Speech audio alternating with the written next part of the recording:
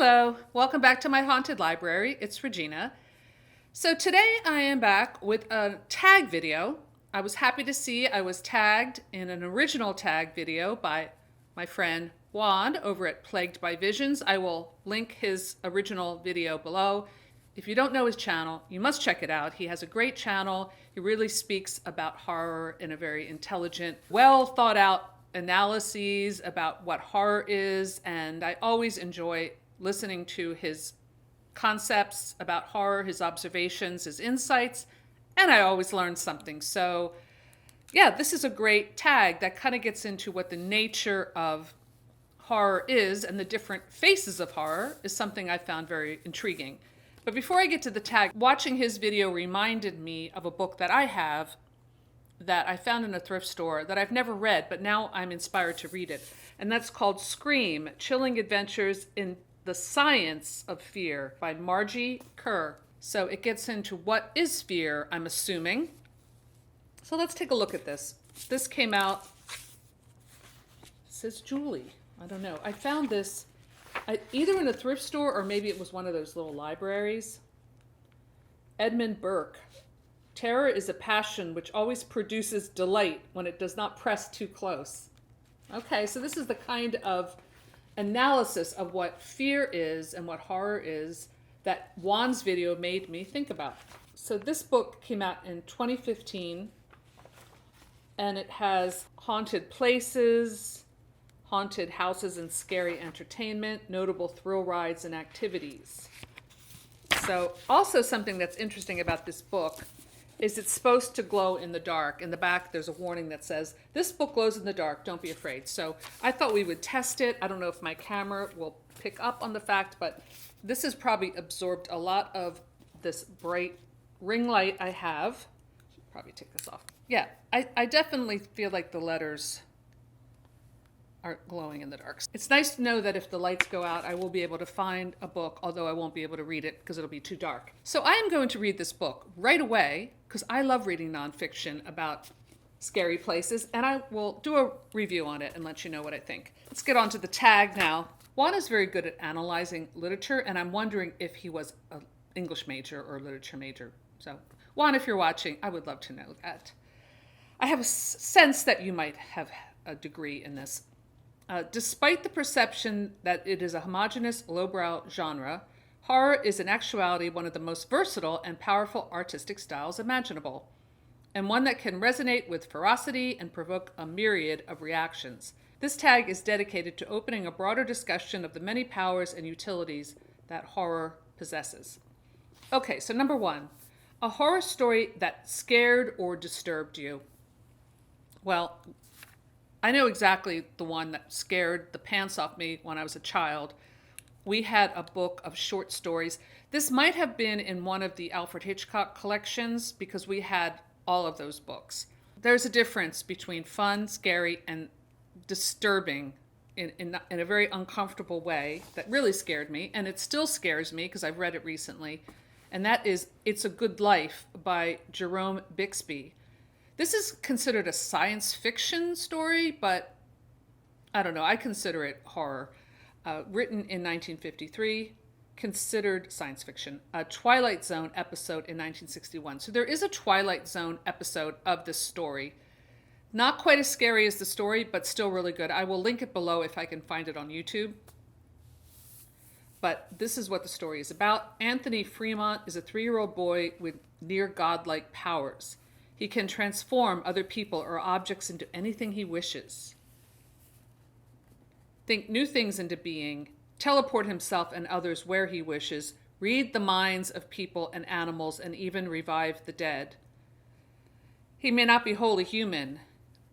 Hints in the story mention his odd shadow and bright, wet purple gaze, and the obstetrician at his birth was said to have screamed and dropped him and tried to kill him. The town's children are told that Anthony is a nice goblin, but they must never go near him. And I remember in the story, as it opens, it's like a very small town, and the mailman is going up to the door where this child lives, and he's doing like a repetitive thought pattern in his head so the kid won't pick up on his thoughts, like he's doing like a shield. That really scared me. I think the idea, and especially it gets into that creepy kid trope. Why are creepy kids scary? Because when they look at you, they can see right through you. They know what you're thinking. And there was this very scary line when the kid would be like, I'm going to think him into the cornfield, meaning like just the cornfield was like a metaphor for oblivion. And I think the town was surrounded by cornfields. And where I grew up, there were a lot of cornfields. So just like in Children of the Corn, that kind of isolation that a cornfield, why that's scary, it's all in that story. In fact, now I want to go and read that story again. But yeah, that is my answer for the first one. I could talk more about it, but let's move on. There are 6 questions. Okay, a horror story that depressed you or even made you cry. Well, I do remember one story, that horror book that I found really depressing. I went on a camping trip, and this was in the 80s, and I brought this horror book with me. Like, it was definitely Paperbacks from Hell, but I have no idea what it was called. But the opening scene is a man raping a nun, and that greatly depressed me and made me feel horrible. But I didn't have anything else to read.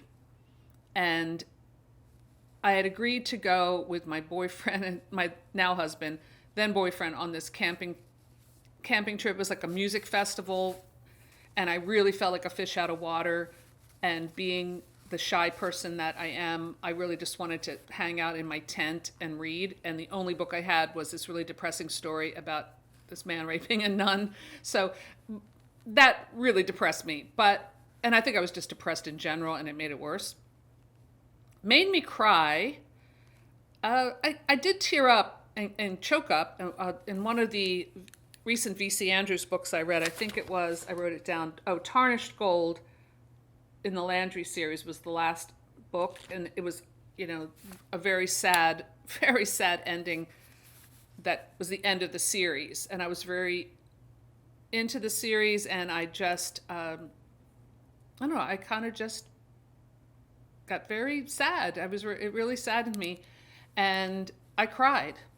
Another book that absolutely depressed me, but I would not consider it horror, and that kind of comes in a later question, is the novel. It may be his only novel. No, it's probably one of his few novels, is Nausea by Jean-Paul Sartre. Am I saying that last name right? The existential dread was real. That's a very depressing novel. It's a very depressing philosophy, and I didn't like it. I didn't like the way it made me feel, and yeah. But that's not horror, but I'm going to save that for the end. All right, I kind of rambled on that one. Number 3, a horror story that made you laugh. Well, I think this is also what Juan said, but I have to agree. Any Richard Laymon novel that I've read, I've laughed through most of it. The Cellar was, I think, maybe the first Richard Laymon book I read, and that kind of freaked me out too much to laugh. But now, every time I read the word rump or panties, which seem to be like 2 of his obsessions, I laugh. It's just funny. But he is a great horror writer in that, as Juan said, he really knows the genre. He really knows how to elicit scares and suspense. So I think lately I've been wanting to read more Richard Laymon. But yeah, I definitely laugh. And there have been other horror books that I've laughed my way through, because it's funny. It can be funny, especially like a real splatterpunk book will make me laugh. Number 4, a horror story that made you angry. I don't know if this is actually considered horror. That's a good question. But American Psycho by Bret, Easton, Ellis made me so angry. I read it when it came out, and you might not know this, but there was a lot of controversy when that book came out, where the people who are working at the publishing house, I mean, now today you could say that this stuff happens a little more often, where people refuse to work on a book of somebody who is like cancelable.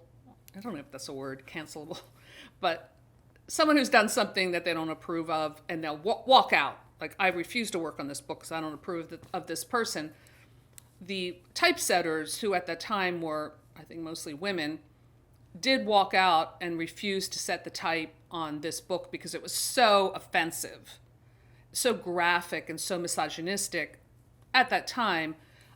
When I read it, of course I had to read it, but when I read it, it did shock me. I think now, like, the movie has made that book more into a black comedy, and maybe it should be read as a black comedy, but I read it pretty, like, for face value, and it got me so upset. I was reading it at the beach that I threw it in the ocean. Like, I literally threw it in the ocean, and then I did go fish it out and dried it off. And I remember it was like laying on the little porch where I was staying, and the pages got all, rippled, and I did finish it. And it was one of those books that I really couldn't put down, but I was just so, I think too, when you're like a younger woman, that stuff like really hits home. I don't know. Let me know if anyone else knows what I'm talking about. I might have just been like way too sensitive. All right, number 5, a story that is important to you. Well, I was thinking about that. I mean, I know I've always encouraged people to read Harvest Home by Thomas Tryon, and some people have liked it and maybe some people haven't. But a book that I think is really important to me, in that it's very meaningful, is probably The Hellbound Heart by Clive Barker, because I just love that book so much. And I think it's such an incredible introduction to Clive Barker, even more than Books of Blood, I think, because it really gets into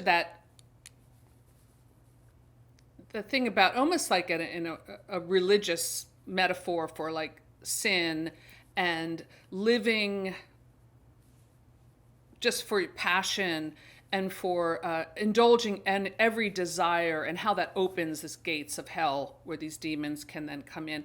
It's just a brilliant, brilliant work, and beautifully written, and it's short, so it's not like a huge commitment. It's just like a great, great horror meal, And it's a book I will always come back to, and I love the movie, and it's the book that really made me love Clive Barker, and just all of it. I think it's a masterpiece. So if anyone were ever like teaching a course on horror, I would definitely include that one in the syllabus. Okay, and the last question, a non-horror story that you consider horror. I would have to say, again, Nausea, because it's just so bleak. It's like a bleak look at life and relationships, and just that self-consciousness that can take all the joy, like sap every joyous moment out of your life, because everything's delusion, and what's the point? I just feel like I'm not saying it wasn't an important philosophy, but it's a pretty deathly philosophy to have. And also, when I read it, I think I was a freshman in college, and I was away from home for the first time and feeling very alienated, and wanting to have a boyfriend. I mean, I did have a boyfriend, but he was like a real jerk. This is before I met my husband. But, I think I had read it after that relationship broke up. It's true, I did. I'm just remembering this now. And I kind of went through a very bleak period where I thought, why bother? I wasn't so depressed I was like suicidal or anything, but it was a pretty bleak time in my life, I have to admit. And I was really impoverished, living with like literally in my apartment that I shared with my friend. I had a twin bed, a space heater, and that's it. And maybe like a light bulb and a copy of The Raven stuck through a nail over my bed. So I was living kind of this existential life, but not by choice, by circumstance. I was kind of just doing that and going to school and being like confused about the direction of my life. And I worked at night at a drugstore where, the neon lights, or the fluorescent lights rather, just kind of made everything look horrible.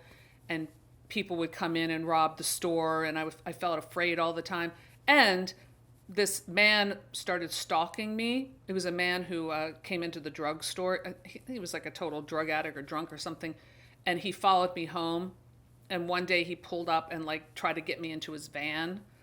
And I did call the cops, but I don't know whatever happened. But I was always living in a feeling of fear and vulnerability. And it was kind of like a 6-month period of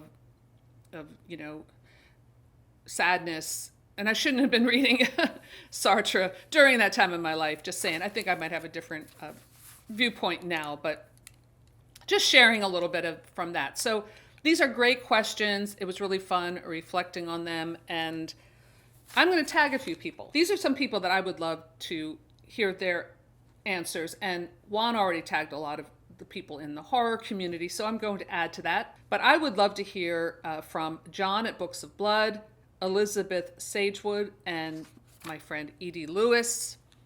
I would love to hear their thoughts on these very interesting questions.